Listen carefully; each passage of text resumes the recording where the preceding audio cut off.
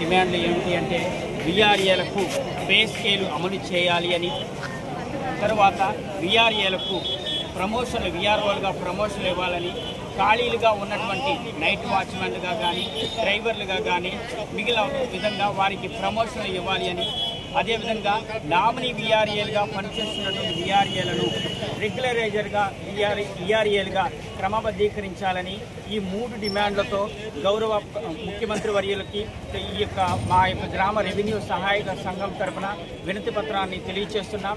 మాకు 18, 19లో మండల కార్యాలయాల్లో 21వ తేదీన ఆర్డీఓ గారి కార్యాలయంలో, ఈరోజు కలెక్టర్ గారి కార్యాలయంలో వినతి పత్రం ఇచ్చి ఉన్నాము. ఈ యొక్క 3 ప్రధానమైన డిమాండ్లను మేము చేసేటటువంటి తగిన జీతానికి, ఉదాహరణకు 330 రూపాయలు మాత్రమే మేము రోజు దినసరి జీతం తీసుకుంటున్నాము. కానీ ప్రతీ నెల వచ్చే సమయానికి ప్రతీ నెలకి ఒక 5,000, 10,000 అప్పు చేసుకుని మరలా మా యొక్క కుటుంబాన్ని జీవనాన్ని గడుపుకుంటున్నాము. కాబట్టి ప్రభుత్వం వారు మా యొక్క చిరు ఉద్యోగులను, మా గ్రామ రెవెన్యూ సహాయకులకు పే స్కేలు అమలు చేయాలని మా గ్రామ రెవెన్యూ సహాయక సంఘం తరపున వినయంగా వినతి పత్రాన్ని తెలియజేస్తూ మా యొక్క కోరికలను కాకుండా మా యొక్క జీవితానికి ఒక అండగా భరోసా ప్రభుత్వం కల్పించాలని కోరుకుంటూ సెలవు తీసుకుంటున్నాను.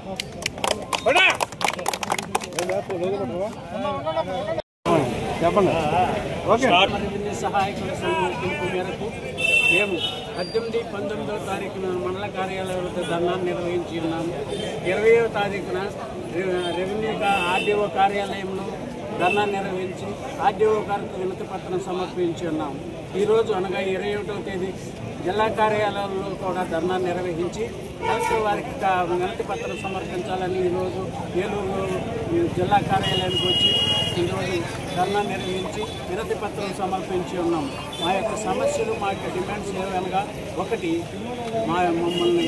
మాకు పే స్కేల్ ఇవ్వాలని, అలాగనే విఆర్ఏలుగా ఉన్నవారిని విఆర్ఓలుగా ప్రమోషన్లు ఇవ్వాలని, అలాగనే నామినీ విఆర్ఏలుగా ఉన్నవారిని రెగ్యులర్ చేయాలని, ఇంకా అనేకమైన కోరికలతో మా యొక్క డిమాండ్స్ని కార్యాలయానికి సమర్పించి ఉన్నాము. కాబట్టి ప్రభుత్వం మా యొక్క సమస్యలు, మా యొక్క డిమాండ్స్ గ్రహించి తగిన విధంగా సహాయం చేసి మమ్మల్ని ఆదుకోవాలని, మాకు ఎంతగా అండగా ఉండాలని కోరుతూ సెలవు చేయాలి. మా జీతం ప్రస్తుతం 11,000 రూపాయలు ఇస్తున్నారు.